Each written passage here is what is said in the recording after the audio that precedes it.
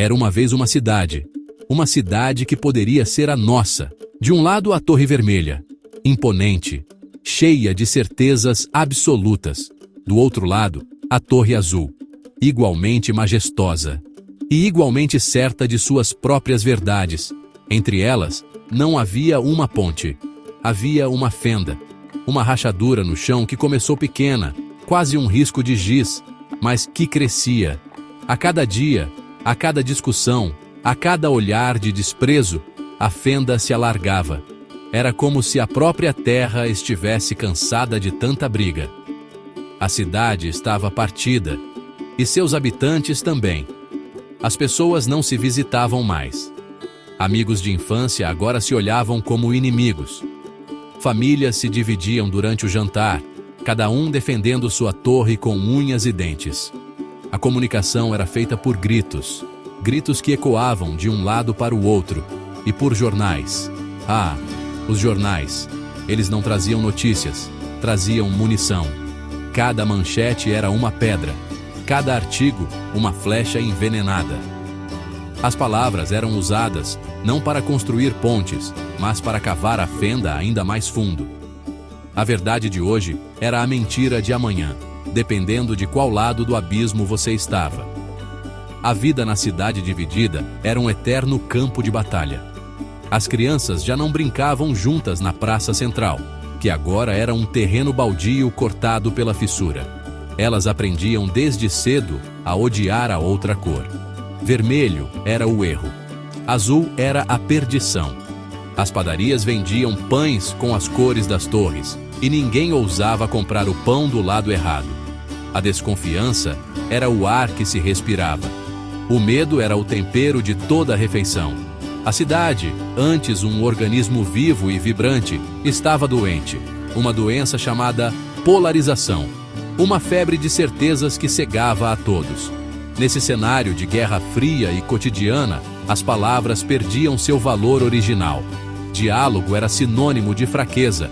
Dúvida era um sinal de traição. As pessoas colecionavam argumentos como quem coleciona selos, não para entender o mundo, mas para vencer a próxima discussão. Elas se armavam de opiniões e saíam às ruas, ou às janelas, prontas para atirar. A fenda não era apenas física, no chão de pedra da cidade. Ela era principalmente uma fenda mental, uma rachadura na alma coletiva, que separava corações e mentes com uma eficiência brutal e silenciosa. Bem no meio desse cabo de guerra, no exato limite da fenda, vivia João. Ele não morava na Torre Vermelha, nem na Torre Azul. Sua casa era uma pequena banca de jornais, um quiosque de madeira que equilibrava-se perigosamente na beira do abismo. João vendia os jornais, todos eles. Vendia as pedras de papel para o lado vermelho e as flechas de tinta para o lado azul. Ele era um observador neutro, mas não indiferente. Seu coração ficava inquieto. Ele via o ódio nos olhos de seus clientes, ouvia a certeza na voz deles e se perguntava: como todos podem estar tão certos? A neutralidade de João era sua profissão, mas também sua angústia. Todas as manhãs, ele arrumava as pilhas de jornais. De um lado, a verdade vermelha, do outro, o bastão azul. Ele lia as manchetes, que se contradiziam de forma assustadora. Um lado celebrava o sol, o outro amaldiçoava a luz. Ele via seus vizinhos, pessoas boas, se transformando em soldados de uma guerra invisível. Ele ouvia as palavras de ordem, os slogans repetidos à exaustão, e sentia um vazio tão grande quanto a fenda que crescia a seus pés.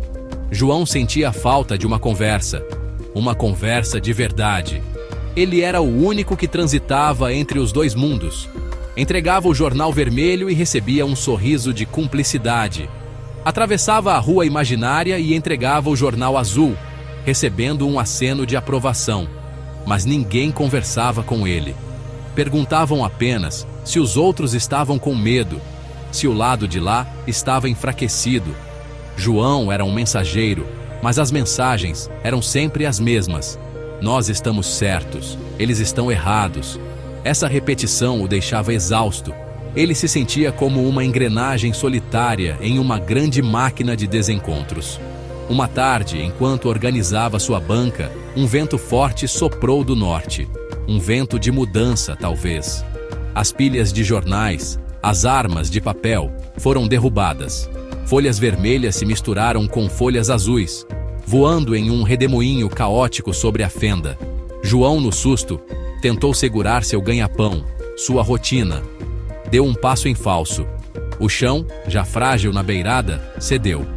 E João caiu. Ele não gritou.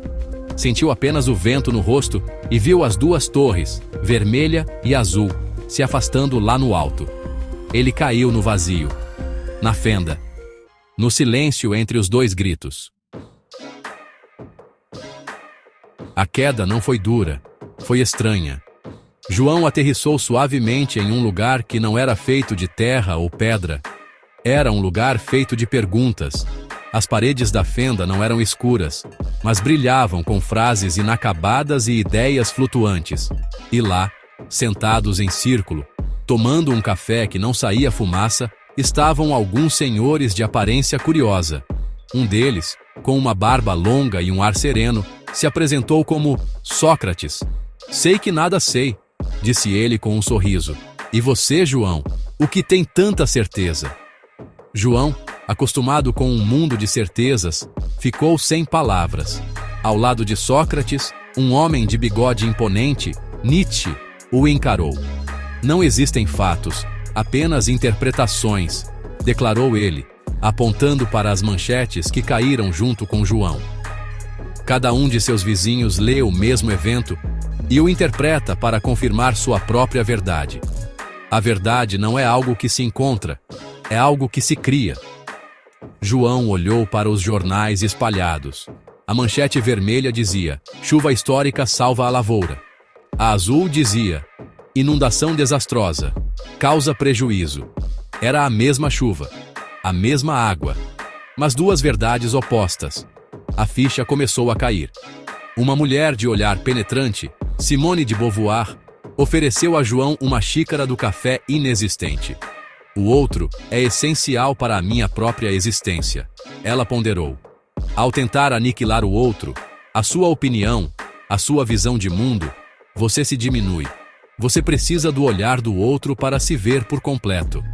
A Torre Vermelha só existe porque existe a azul, e vice-versa. Elas se definem pela oposição. Mas e se elas se definissem pelo diálogo? A palavra diálogo soou diferente ali, naquele lugar. Não era fraqueza, era força, era construção. João passou o que pareceram horas, ou talvez minutos, conversando com aqueles filósofos. Eles não lhe deram respostas. Pelo contrário, encheram sua cabeça de dúvidas. Dúvidas saudáveis. Dúvidas que abriam janelas em vez de construir muros. Eles lhe mostraram que a verdade talvez não fosse um troféu a ser conquistado, mas um horizonte para o qual se caminha junto. E que o primeiro passo dessa caminhada é admitir que seu mapa pode não ser o único. João sentiu algo mudar dentro de si. O vazio que sentia lá em cima foi preenchido. Não por certezas, mas por uma imensa e libertadora curiosidade. De alguma forma, João voltou. Ele escalou as paredes da fenda, não com as mãos, mas com suas novas ideias. Quando chegou à superfície, o sol estava se pondo, pintando o céu com tons de vermelho e azul, que se misturavam em um roxo magnífico no horizonte. O mundo não havia mudado, as pessoas ainda o olhavam com desconfiança. Mas João havia mudado. Ele não via mais dois lados inimigos. Via vizinhos com medo, pessoas com saudade de conversar. Ele pegou um balde de tinta branca que usava para pintar sua banca e um pincel.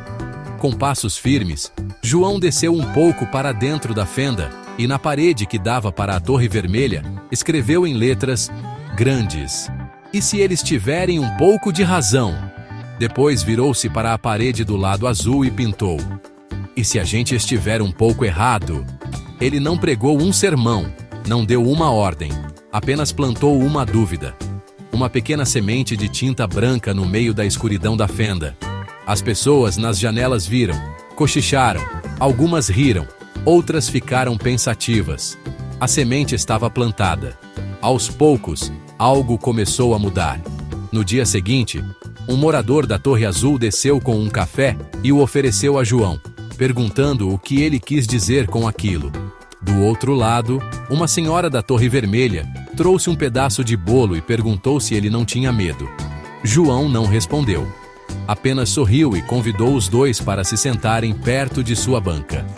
Ele lhes ensinou o que aprendeu no fundo da fenda: a arte de fazer perguntas, a beleza de ouvir sem preparar uma resposta, a coragem de dizer "eu não sei, me explique seu ponto de vista". A fenda não se fechou da noite para o dia, mas parou de crescer. Lentamente, muito lentamente, as bordas começaram a se aproximar. As pessoas começaram a atravessar a praça, não para gritar, mas para conversar na banca de João, que se tornou um oásis de diálogo. A cidade aprendeu que ouvir não diminui ninguém. Pelo contrário, engrandece. Aprendeu que duvidar não é trair, é ser inteligente. E que entre o grito de uma certeza absoluta e o silêncio da indiferença, existe um caminho. Um caminho chamado diálogo. Um caminho onde, em vez de fendas, podem nascer flores.